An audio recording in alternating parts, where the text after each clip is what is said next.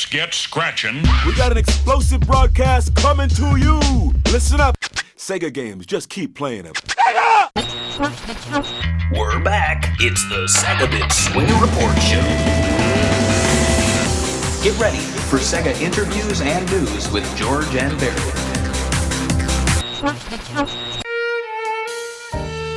Hello and welcome to the SEGAbits Swingin Report Show. I'm Barry. George will not be joining us this episode. He is off in the distant fantasy zone. But on this episode, we have a very special guest.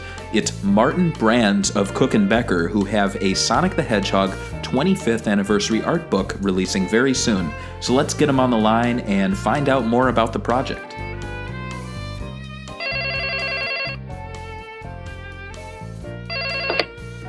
Hello.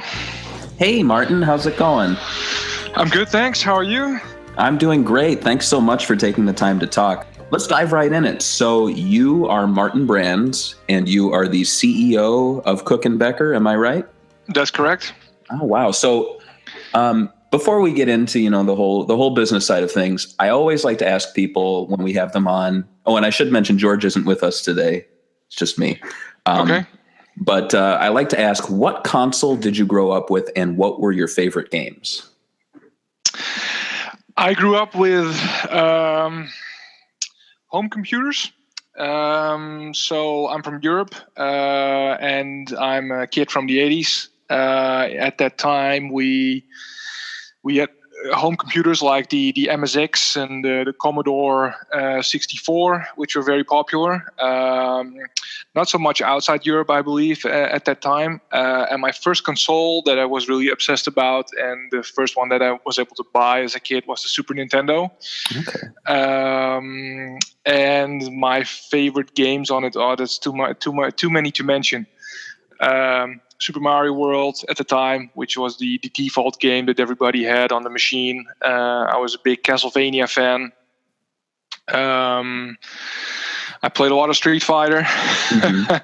So that was the Super Nintendo was my first love, but also the Sega Genesis, which I wasn't able to afford. But what we used to do is we go to the video store on weekends, and this is a long time ago. You were able to rent what we call the Mega Drive for a weekend. So you got it in a box and you could rent it with a couple of games. So and on that console, I was a big fan of Sonic and Shinobi. That was that was that holds a special place for me. Oh, wow. So, yeah, I'm always interested in that. It's not so much a cultural divide, but it's just such a different experience between European kids of the 80s and, American kids. Computers were never really a big thing in terms of, just using them as dedicated gaming consoles in the 80s. It seems like a real European thing. That's true. Not too long ago, I watched that a documentary about the ET cartridge for the Atari 2600, I think. Yeah, it was probably the first Atari home console, which was a massive hit in the US and the Nintendo 8-bit system. And it was interesting for us from a European perspective to see that, because I knew a couple people that had Ataris, quite a lot of people that had an NES, but most of us were all really on these home computers, like the Commodore, the MSX, and which is a really early PC games, which tends to be really a UK thing and a European thing. Yeah. Yeah, for me, it was Sega Genesis, and then I'd play NES at my friends' houses. And then at school, we had the old Apple computers, and we would play a lot of the, I'm not sure if you know about them, the MECC games from the Minnesota Educational Computing Consortium, and they made Oregon Trail. I know that one. Odell Lake. And it's completely off topic. I think that's a fascinating part of history. I'm actually from Minnesota. So as a kid, you were like, oh, wow, they're making games in our state, education. Yeah. But, so I was a huge game nerd as a kid. I was pretty early on. I was really obsessed with just with games in general. Not really computing. I mean, I have an older brother that I started Cook Becker with that was also into programming and understanding the machines. I was just, I don't know, I was just captivated by video games, very early age. Yeah, I'm definitely of the side where I just like the games. I really don't know how they work. George is more the technical side. That's why I think we get along so well. Okay. But so video games obviously did have an impact on you and your career. I want to talk about how Cook and Becker began. Can you tell us a little bit about that? Sure. I used to be in video game development. I used to have a video game studio myself. Done various things in the business. Really rolled into it from another career, more in advertising and marketing. But working with in the video games industry with a lot of the talent that I saw there in terms of the artists working in these studios on these games. I was really fascinated by that, and art is another big passion of mine. So it's games, but also art. And quite early on, it really stuck with some of the pieces and the designs I saw artists working on in the studio I was working in at the time. And I thought, well, I would like a print, or I would like to have that piece on my wall in my house, but done well, printed well, not like a poster or so really done in a good way. That sort of went that idea went on the back burner for a couple of years because I was too busy with making video games and doing other stuff. And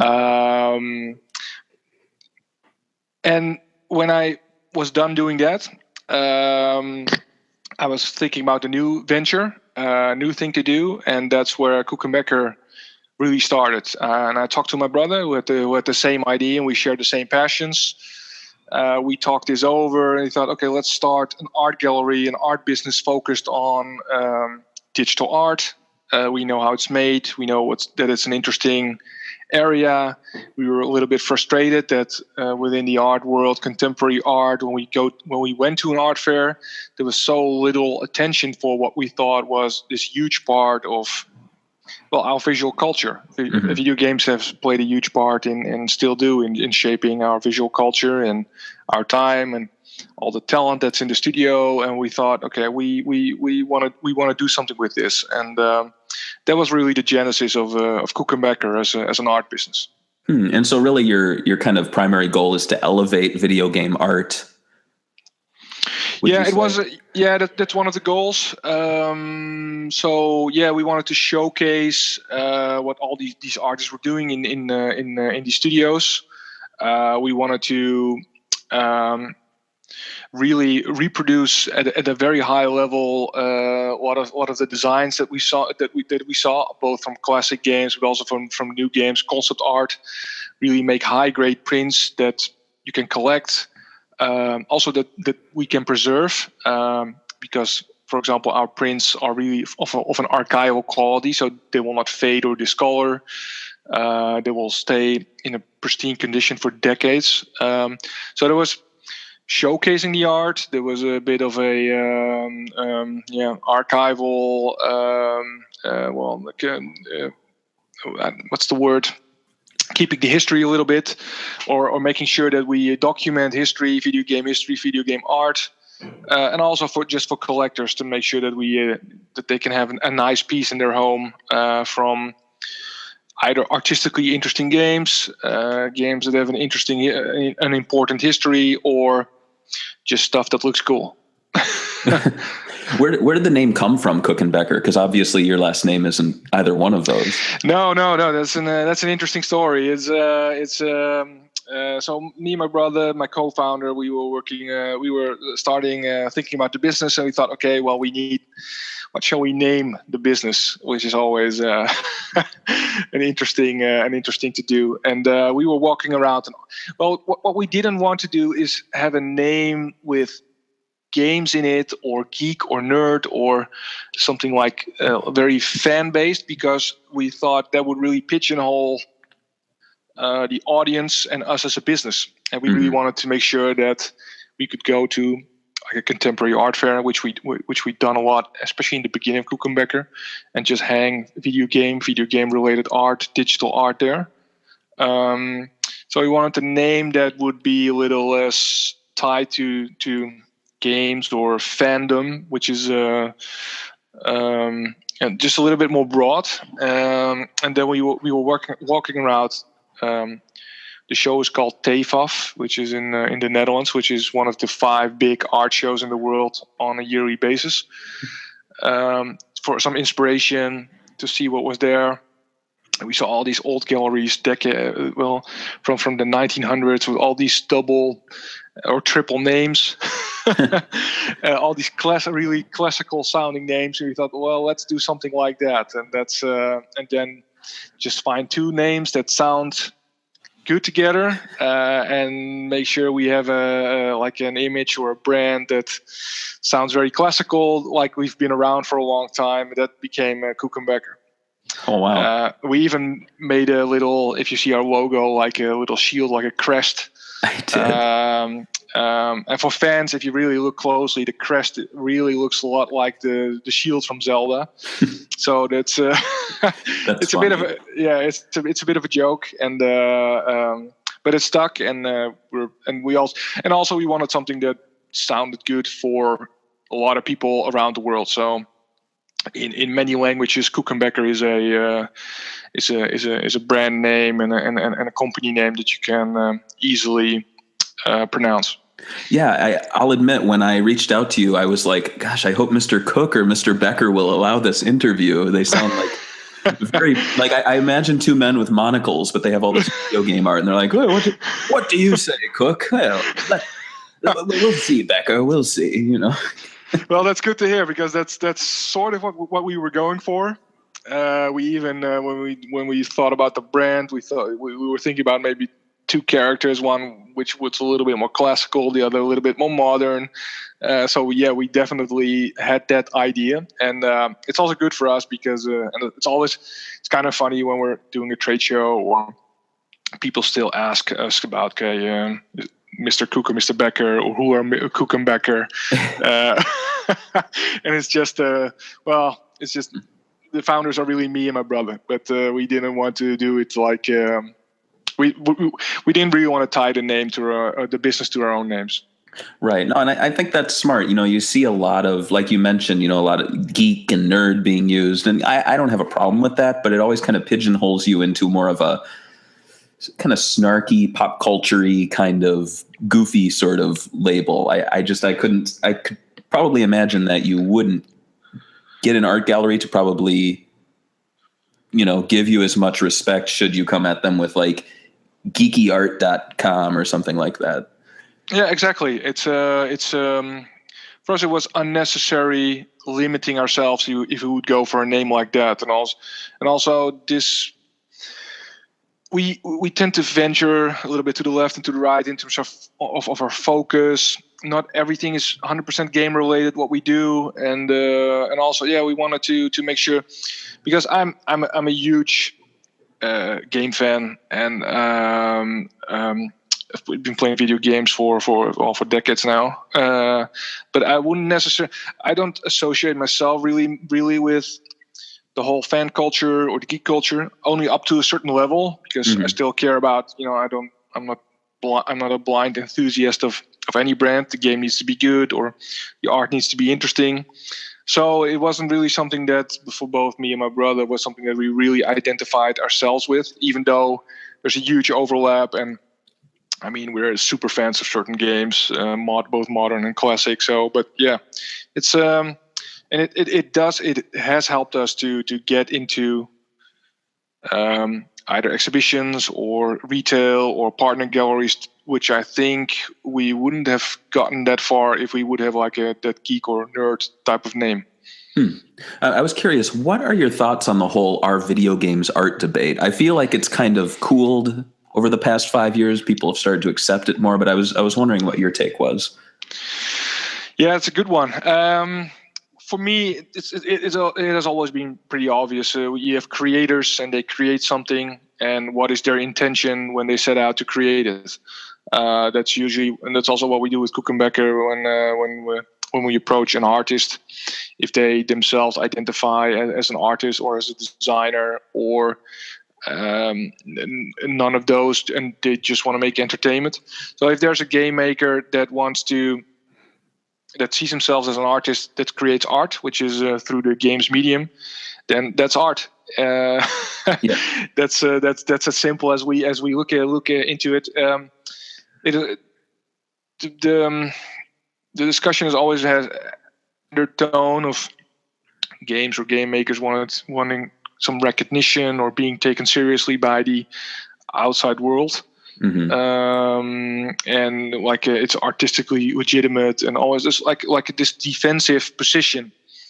And we never really concern ourselves with that. Like I said, there's a lot of, and I'm really into art, all kinds of art, literature, visual art, but some of the if I talk about art with other people that are not necessarily gamers but are really more into art, and I have to list of some life-changing experiences or artworks that I've seen in my life, there's definitely a lot of games in there, and not necessarily like the arty games, because I consider a game like Res for the Dreamcast really a revelatory interactive art experience. But even Grand Theft Auto to me is a fantastic work of art. So that's I'm rambling a bit, I think, but that's more that's sort of where I sit there. I always find it to be an interesting debate, so I just wanted to find out what your thoughts were on it. As far as your whole work with Sega, how did the initial deal come about? I know you've done some prints before this Sonic book came out. Do you want to talk a little bit about that process? Yeah. The initial contact and our partnership with Sega came about. A big part of the business for Cook Becker is that we try to identify an interesting game, and we ask a publisher or studio if there's interesting concept art that we can create a print of, or multiple prints. And with modern games, like last year we did The Witcher or Destiny, of course that's there, or The Last of Us there, and there's interesting work. And we were talking about Sega and looking at what we really liked about Sega and some of the IPs and the brands that they have. A lot of them were classic, like Sonic, Golden Axe, Shinobi. I'm a big fan of Jet Set Radio. And then there wasn't really that much art that we could use from the archives. And you have to understand that for us, usually there's art, but then it's low resolution.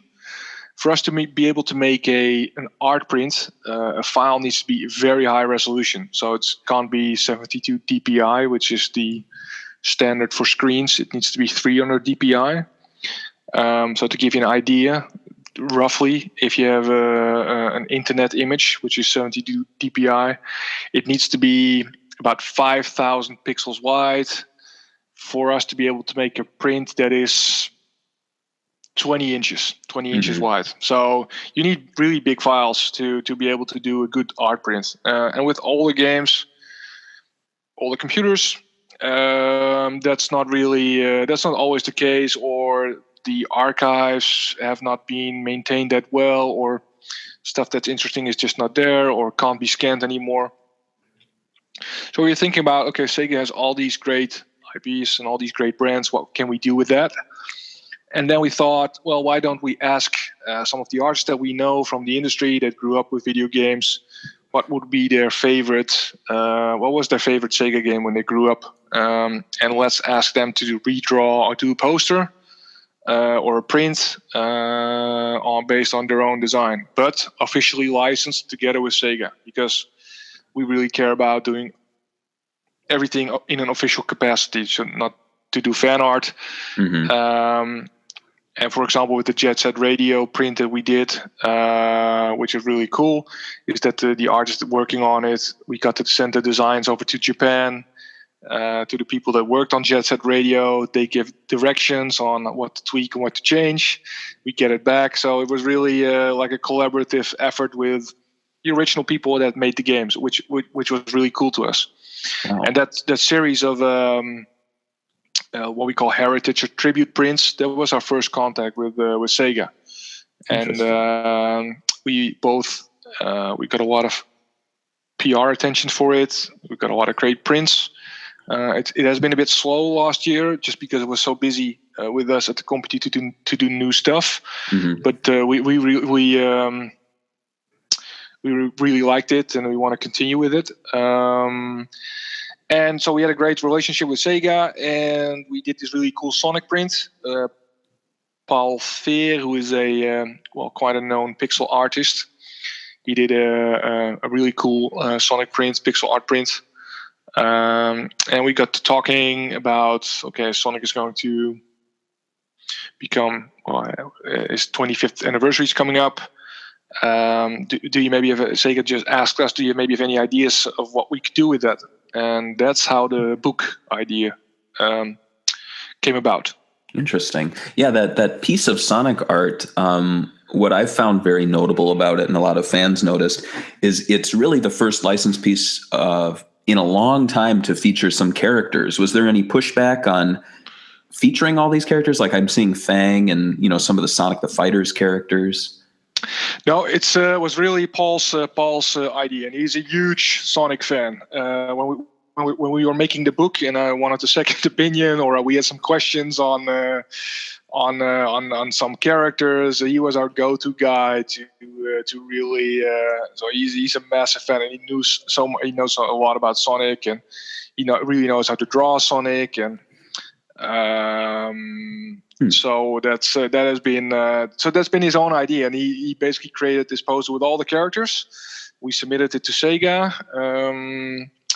They gave Sonic Team in the US gave us some feedback on mixes classic with modern Sonic, which is a bit unusual. Like the green eyes thing, and some of the designs of the characters, they gave some directions on how to change it, but they never said that we couldn't use a certain character, which was pretty cool. Oh wow, yeah, I've noticed in the past few years that Sega's really kind of shifted how they market their stuff. I don't know if maybe someone new in the company, some sort of higher up, but like with yourself, with data discs, doing those vinyl soundtracks. Have you ever considered doing any kind of team up with data discs, or have you ever even talked to these guys who are doing the vinyls? Not yet. No, not yet. So it's we've been busy with first the prints, and then last year with the book, which was a massive undertaking. So no, we've never considered doing a team up, but that could always happen. I mean, we're open to it. For us, Sega has been great to work with, really open, from open to new ideas. So for us, it's been a great partner. I really enjoyed working, and we really enjoy working with them. So that's I hope we can do more. Yeah, you've made books in the past. I mean, you've talked about your prints, but you've done some books. The Sonic Art book is the first Sega book, however. So was it Sega who suggested this, or was it the other way around? It was actually the other way around. It's so Sega posed a question to us. Okay, the anniversary is coming up. We had the Sega print. We were thinking maybe doing a series of smaller prints, or like a sort of small. Because I understand Cook Becker is a bit of I think we're a premium brand. I know our products are not cheap. That is also a little bit deliberate, because the way we make these prints is just very, very expensive. Like I said, we want to make sure that the printers are really archival quality. It's printed by one of the best master printers in Europe.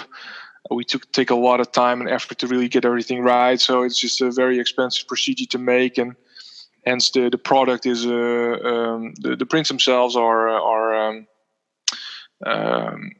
they're not cheap. So we were thinking, could we do something that's smaller prints, maybe, that makes it a little bit more affordable to more people.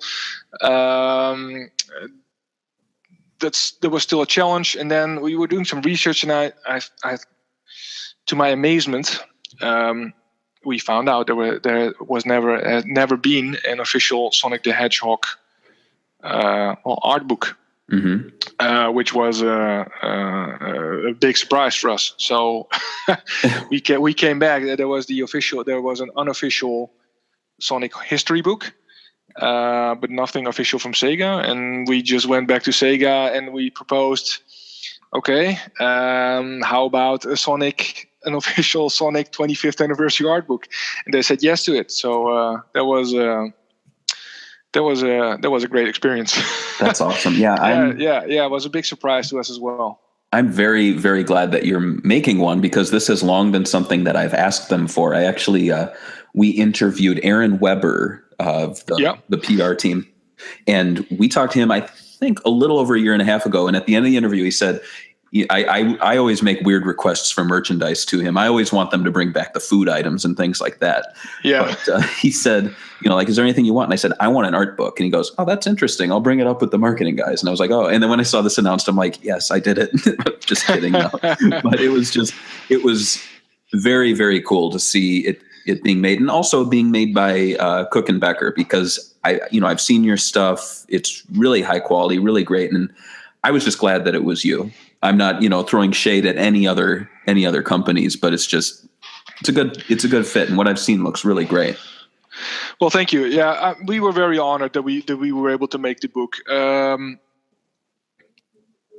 Sonic is and I'm by no means the biggest Sonic fan in the world. I really love the character and I love the games, but it's such an iconic character, and this was really fantastic opportunity to work on the book. And and we really wanted, we're really focused on quality as a company. We don't do a lot of books.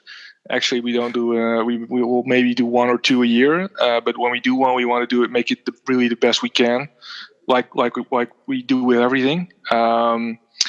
It was just fantastic that Sega was open to it, and we proposed some visual designs and some way to do it. And I have a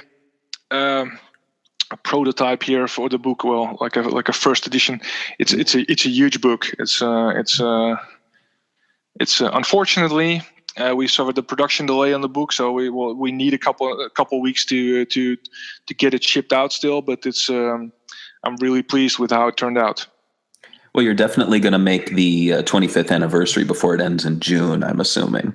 Yeah. We will still be in the anniversary year. Yeah. Right. Oh, you're beating the games, so that's good. The new game coming out, which also have been delayed, but for good reasons as well. I was wondering, what were your thoughts on past Sonic art books and just video game art books in general? And were there any design elements that you wanted to improve upon with your book? Like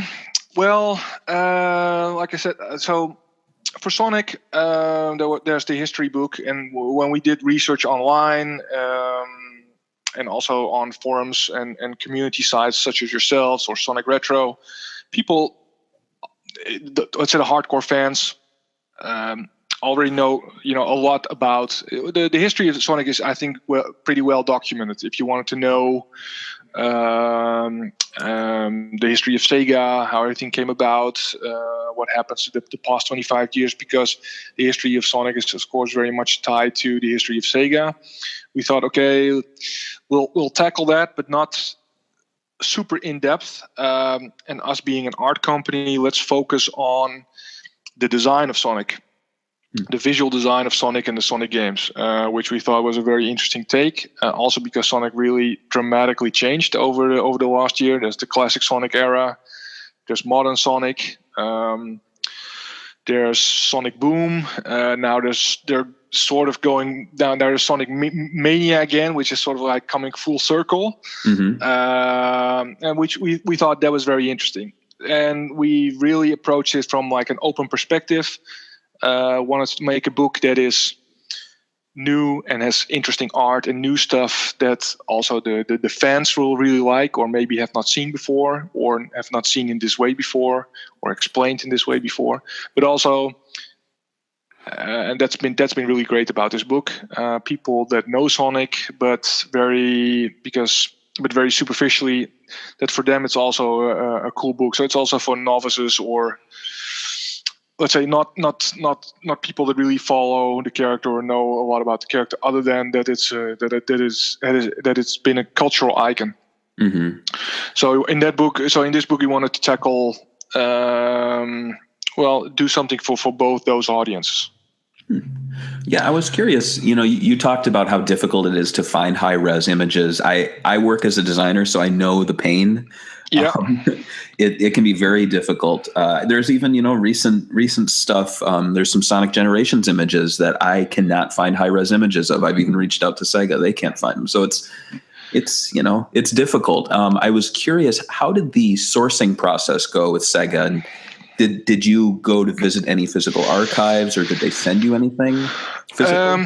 Yeah, they did send us. They sent us a lot of things. So what we usually do, what we've done with the Killzone book as well, which was our first book, which was also like a 15-year archive, is that we approach Sega and said, give us everything.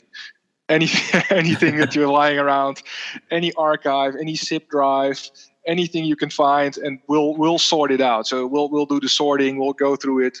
We'll go through that process of trying to find the images and seeing if they're high res enough. Because we found a lot of images that unfortunately we couldn't use because it's just the resolution is not. You can't print it, basically. That's which is a shame. So that was the first pause, and then for us it was we spent probably a month and a half mapping that out, putting everything that we had next to each other, and there were high-res renders from the modern Sonic. Of course, there's the pixel art, but limited in a way, or all the images that people have seen before. There were interesting images from now I forgot his name. Was it Duncan or Greg? The artist. Greg Maarten. Greg Maarten. Yeah. There were scans of some of the paintings of his in the archive, and then we started working on the book, and then that's where an interesting process happened, and we started doing interviews with Iizuka, Mr. Hoshino-san, Yuakawa about this book, and this got more and more stuff sent to us while we were making the book. People that went to their own archives. So there was and then more and more stuff really came back. And one of the really cool book is from Mr. Kazuyuki Hoshino-san, is that he provided a lot of sketches and scans from his original sketchbooks on Sonic CD, and from Uekawa-san we received a lot of sketches and designs for Sonic Adventure, Sonic Adventure 1 and 2. So while we were developing the book, we started receiving more and more stuff. So that's been very helpful. Oh, wow. Were there any major discoveries that you found, like something that no one has ever seen before, just some crazy design that was never used for a well-known character? Yeah, definitely. I think what's in the book, we have concept drawings, colored concept drawings for all the level designs in Sonic 2, which is, I think, let's say 99% sure, never been seen before. We have a lot of sketch work from Sonic CD, Sonic 3, which has never been published before. We have the let's say the very first drawings with the bunny before Sonic became Sonic in a high resolution. So high quality scans so that we were able to print that big. So there's I think there's a lot of sketching and concept material there, which is new to people, especially at this quality level. Because if you go online, you can find some stuff and some materials, but we got new scans from Sega, also Sega Japan, new high-res scans from some material. So, and what's really cool, we asked the community also if they had stuff that we could use, and some interesting results as well. Oh, wow. Yeah. Oh, wow. Do you have a favorite and perhaps even least favorite piece of Sonic art? What I like, well, the two Sonics that made the biggest impression on me were, well, Sonic 1, just the very first one, which was very revolutionary because it was so speedy and new and colorful at the time. And the other one was Sonic Adventure 1 and 2. I remember seeing that for the first time in a store, running in a store, and I was very impressed with how that looked. So it was really cool to have that in the book. I've always really liked that the gravity style from Sonic Adventure. That basically the first redesigns were going from classic Sonic to modern Sonic. That gravity style, I've always really liked it. And what I personally really like is just the pixel art, the in-game art. It's just fascinating how much and design and they were able to. Those artists were able to communicate in just a couple of frames and just a couple of pixels, which is really impressive. Mm-hmm. So all the limitations that they have and being able to make something so expressive, I really like that. So for us, it was also very important to have the pixel art in the book, and done well. We have a couple of really cool spreads, like over 3 pages with some of the classic level designs from Sonic 1, Sonic 2, Sonic CD. So we made sure not to only focus on the drawings, but also just the in-game art, because that's the end result, and that I think that's very powerful. Very powerful. Yeah, renders are something that I think people talk about a lot when it comes to video game art. Are we going to see a lot of renders in this book? Yeah, definitely. So it's the book is really capturing Sonic. From the very first Sonic to, we closed the book at Sonic Boom. Because Sonic Mania was sort of, it's 2017, and we focused on 1991 till 2016. And we wanted to show all the design phases of Sonic as a character. So all the games, all the major games, all the games that had an impact on the design direction of Sonic as a character visually, we tackle. So of course, in the modern era, are like on the Nintendo DS, you have Sonic Rush. You had a lot of games on the Nintendo DS, for example. Mm-hmm. We'll not go into depth on all those games but we'll definitely show, let's say, the key render or the key pixel version of Sonic in that game. So it's not like I said, it's not meant as a complete history of Sonic where we mention. There's a soft autography in the back of the book that lists every Sonic game ever. Mm-hmm. So it's complete in that way, but we definitely give more pages to the games, the time periods where Sonic and the Sonic universe underwent the most changes. And so you mentioned Sonic Boom having a appearance at the end. Do any of the other TV shows or multimedia projects get a mention? Yeah, we do mention it.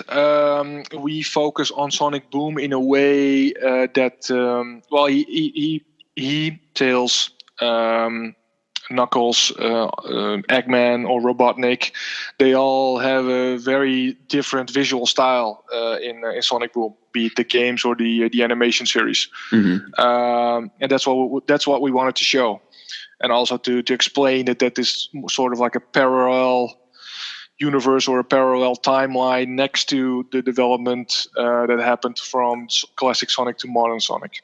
Mm. So we show it and we explain it. We explain some of the design decisions behind the redesign for Sonic Boom. So in that way.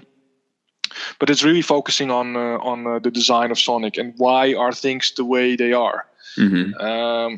So when we did the interviews, I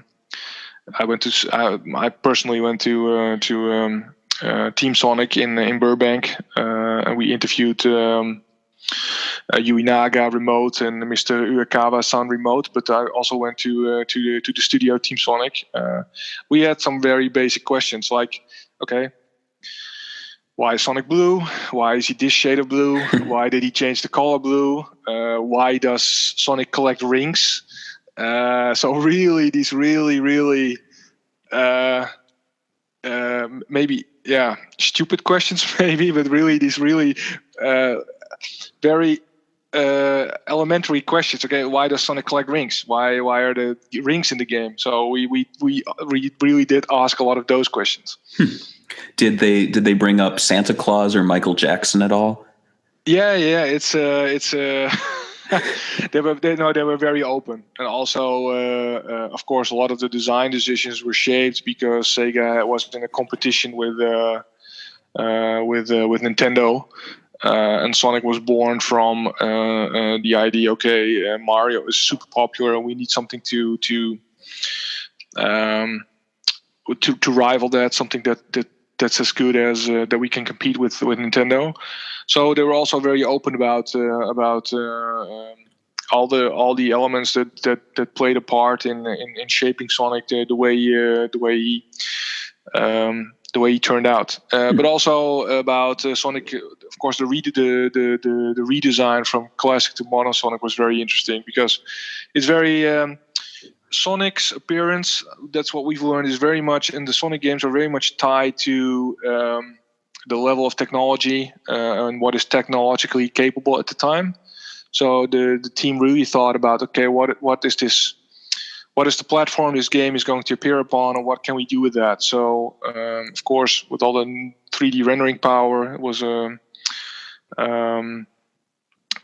long time wish to get Sonic into 3D. And they tried it in the Sega Saturn era, and the technology wasn't far enough advanced. And then with the Dreamcast, it was.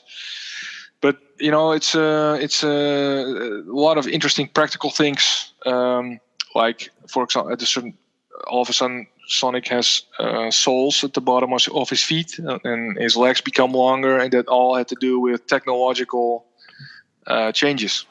You mentioned the soles. He actually stepped on the collector's edition, didn't he? Yeah. If you for the fans, it's he stepped on the collector's edition, and the angle of his feet is the idle animation for Sonic that he's standing still and he's tapping his feet. Oh wow, that's really cool. Yeah, so that's really that was the idea behind the two soles. Did Sonic 2006 have much of a appearance in the book? I know it's kind of something Sega doesn't always like to talk about. They've talked about it a little bit more now. It's I was just curious. Yeah, it's featured in the book with 1 or 2 pages. It's at that point Sonic, let's say the design of Sonic and his 3D appearance was sort of fleshed out. So there's not a lot that you can say that happened in terms of redesign or extra design. But we do show it in the book. So the book has a lot of the key renders, some of the key images of let's say if I say this correctly, like what we called let's say the key Sonic games. Mm-hmm. Yeah, that's interesting. Yeah, because I do know that there was concept art from Sonic 2006, and I mentioned the least favorite art. There was a rendering, and it was an attempt to give Sonic real fur, and that just does not work for me. It just it made it a little too real, and it kind of put me off. Yeah. So I guess, I mean, if you want to use it in terms of like art that gives a negative reaction intentionally, maybe it would work, but it was very interesting. And now I look back and I'm just fascinated by it. I'm fascinated by the whole process where they said, let's, like you said, design Sonic based on what the hardware is capable of. And I feel like that's what they did to the turned it up to 11 with Sonic 2006. Because Eggman was a real person. You could see his little blue eyes, and it was interesting. It put me off. Just, I mean, art's subjective, but it seemed odd to me. But so for the main characters, so there's Sonic and Knuckles, Tails, Amy, Shadow, Eggman, or Robotnik. We have each character has multiple pages in the book separate to them that shows their design evolution from the very first one up until Sonic Boom. So for is it Eggman or Robotnik in the US? I forgot. Well, it was Robotnik up until Sonic Adventure 2, and then they changed it to Eggman and just said Robotnik was like a family name or something. Okay. Like that. Yeah. So all the major design changes for Eggman are in the book. So from his very first drawing, which was more like a B type, like a character, sort of like a bee in the very first, when Sonic still had the band, and he had this alternative universe, all the way up until it also captures that suddenly that very realistic humanoid look for Sonic the Hedgehog 2006. So for every character we do that. So you see the design changes. And I think in the book, when we introduce Sonic the Hedgehog, the 2006 version, we focus more on the introduction of Silver the Hedgehog, which is a new character that comes into the game at that point. And we have some concept sketches for Silver the Hedgehog in his final rendering. Yeah, there are a lot of Silver fans. I'm not of that generation, but man, you bring up Silver and they pile on you. Like, I love Silver. And I'll admit, I kind of like the look of the character. In the recent Archie comics, they actually gave him more of a Marty McFly kind of, like Back to the Future, because he can time travel. Yeah. And I kind of like that, because all of a sudden I was like, oh, he's like Marty McFly in the Sonic universe, where he's just like, what's going on, Doc? Why are we traveling through time? So... yeah, that's cool. Yeah, I mean, Sonic has a lot of interesting characters. That's also that was one of the hardest things to because a book is limited in terms of the page count. Okay, what do we focus on, and which characters do we focus on? So what are really like the series staples that really are there from the beginning, or almost the beginning up until the end. So some characters we give more pages, also because there's we had more designs and more sketches. And Archie Comics is interesting because unfortunately we weren't able to use the Archie comic imagery in the book. Mm-hmm. We had a lot of scans and we had a lot of designs, and we do talk about it. So we do mention Sonic's appearance outside of the games in merchandising, in comics, and we have some comic drawings. There was also European comics separate from the Archie. There was a comic in the UK and a comic in France, but unfortunately we couldn't print the Archie comic covers or any basically any material from the. So we do mention it in the text, but it's not no visuals. Oh, yeah. I definitely loved those covers, especially the ones by Patrick Spaziente, where it was like just insane. He's basically like, you know how they would draw Spider-Man when he was just contorted and crazy. That's kind of the Sonic version of that. It's amazing. It's such a long running series. But it's a rights issue. So that's why. Yeah, it's understandable. I mean, reprints of I think the first nearly 200 issues are out there. So if people want them, they can find them. And with a book, like you said, you only have so much space. So I can even understand how if there was comic art, it probably wouldn't take up a lot of room. Yeah. I'm curious. There's a collector's edition and there's a standard edition. Is the collector's edition that's still available? I see. Yep. And that comes with a poster, an art print, and that's from Yuji Yukawa.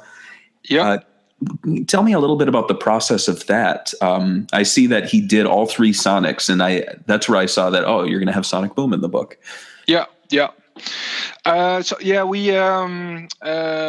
talked to Sega, and very early on, we mentioned that we would want to have a print in the book and an original print. I mean, we could always reprint an existing piece of artwork as a separate print.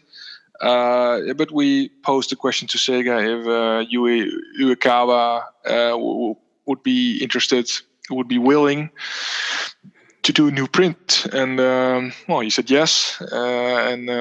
Basically, the feedback we got was, okay, when do you need it by? It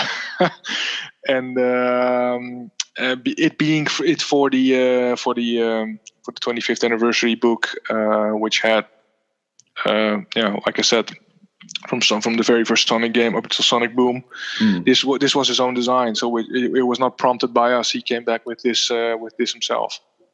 It's a great print. It's a 12 color screen print, which is very hard to make. Most screen prints are maybe 2 or 3 colors. Also from a cost perspective, because every color that you add ramps up the cost and the complexity. So this is a 12 color archival quality screen print, and I'm really happy with how that turned out. It's beautiful, yeah. So if people want these, they can find them. It's cnb.com, and so there's the collector's edition. There's also a standard edition. Yeah. Differences. What are the differences again? The books the insides are the same. So in terms of print quality, the limited edition is hand numbered. It comes with the screen print. It comes with a special sleeve that also doubles as a book stand, and with a really nice luxury outer box design. So it's that's really like the collector's edition thing. And we always designed this as this being a coffee table art book. So if you have a nice coffee table and you want to have a book sitting there proudly in your living room, we design it in a way that you can really display it in a nice way. And it really we spend a lot of time on the graphical design of the book and all the various elements and little touches. It's beautiful, yeah, and. If you could tackle another Sega brand after this, because I know right now you're busy, I'm sure you have a lot of projects in the future, but if you could make another Sega art book, what franchise would you do? Your dream. That's a good one. Can it be Jet Set Radio, please? I'm a big Jet Set Radio fan. It's that's one of the games I really loved. I'm a huge fan of Res, which in terms of the rides is a bit tricky. Shenmue is fantastic. I really like Golden Axe. What don't I like? A lot of the games. Maybe because I think it would be difficult because Sonic is such a huge IP and there's so much material that's really one of the brands that you could really do a separate book of.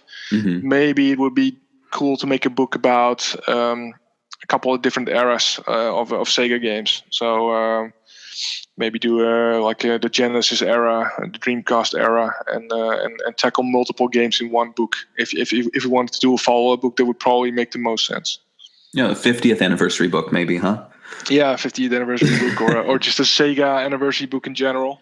That would be really cool. I don't know what it's always questionable what year they were officially founded because of so many different mergers and such. But that would be cool.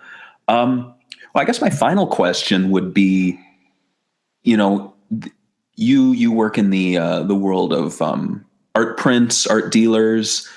If someone's trying to look for a career in this sort of business, is there any advice you might give them to, like how to start out, what sort of education or maybe experience you might want to look for?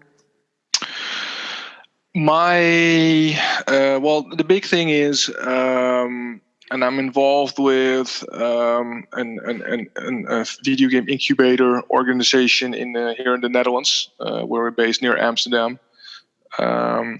Where we have a lot of people coming out of college that studied game design or game art, and they're starting their businesses and video game studios. If you want to be in the video game art business, you really have to draw a lot. Just don't just go and do school projects. Really develop yourself outside of what you have to do for school or for college. You really need to draw a lot. And what is a big thing is when you draw and you study, don't just go for comics, other video games as a reference. Really try and develop your style through going to a museum, start drawing or doing studies for some of the paintings that you see, study anatomy, which is very important. But it's a tough business because the talent level is so high in the video game art space, in the entertainment business. It's just phenomenal what these guys can do and can make. I'm always in awe of how fast and also how fast they work, but what their skill level. But it's really just draw and work on a variety. One of the things it's a bit of an in-joke. When we get portfolios of young students starting out wanting to get into the video game business, we always get a portfolio that features one orc or monster, one weapon, one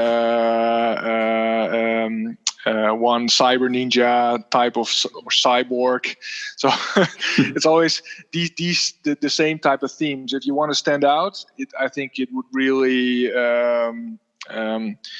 try and draw and develop your style a little bit outside of what is the superheroes, video game, robots, ninjas, dragon, fantasy type of stuff. So if you can show that in your portfolio, then people can see at least, okay, he has interesting ideas, he has an original vision. And then if the technical level still needs work or needs development, then you can always do that. Most people can get technically proficient. But it's the ideas, and to develop your ideas, I think you need to go very wide. That's sort of also what we apply to with Cook Becker when we work on this Sonic book. We always try to get some people on the project that are not necessarily gamers or don't really know video games that well, because then you get like an interesting interplay between people that really know the brands really well and or the games very well, and people that don't. So that leads to interesting ideas. Oh wow! Well, that's great advice. So again, it's Cook and Becker. We were talking here with Maarten Brands. I want to thank you so much for chatting. Thank you. So if people want to find the book, it's at cnb.com, 2 editions. And of course, there's all these beautiful art prints. And it's not just Sega. You've got a lot of other companies here that, if people are interested in Naughty Dog, Capcom, things like that, they can find it. Social media wise, you're at Cook Beck. Yep, that's our Twitter. Yep. Facebook, are you on Facebook? We're on Facebook as well. Facebook/Cook and Becker, and we're also on Instagram. Also as Cook and Becker. So that's it's pretty straightforward. Yeah, definitely. If you're listening, definitely follow all those because you get some really cool peeks at the upcoming book. The book's coming out soon, so pre-order that. I'm really looking forward to seeing it. It's. I know it's been a while for you, and it's been a while for me from the first time I've seen Sonic art, and I'm like, I'd love to have a book of all this stuff. So you're doing it. Yeah, it's been great. It's been a fantastic process to make the game. For everybody that's listening and has pre-ordered the book, it's coming. It's only a couple of weeks away now. We're really finishing. It's at the printers for a reprint to make it as good as possible. So it's very close. And if you did pre-order, definitely want to thank you for the support, which has been really great.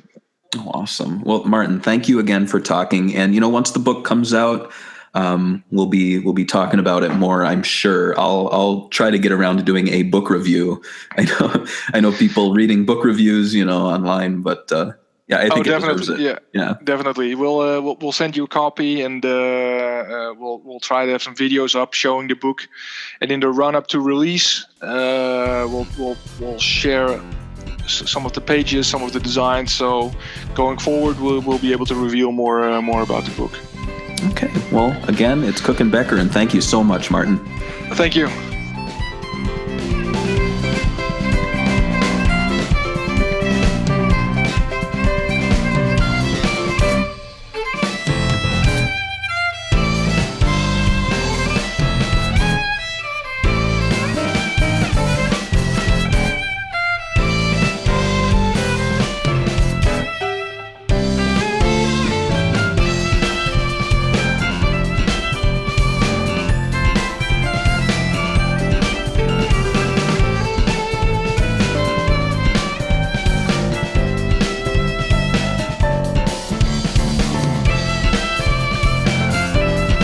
The SEGAbits Swingin Report Show is a production of SEGAbits. SEGAbits is a fan site that is not in any way officially affiliated with Sega. Sonic the Hedgehog and all Sega-related trademarks are copyright Sega. All other featured trademarks are the property of their respective owners.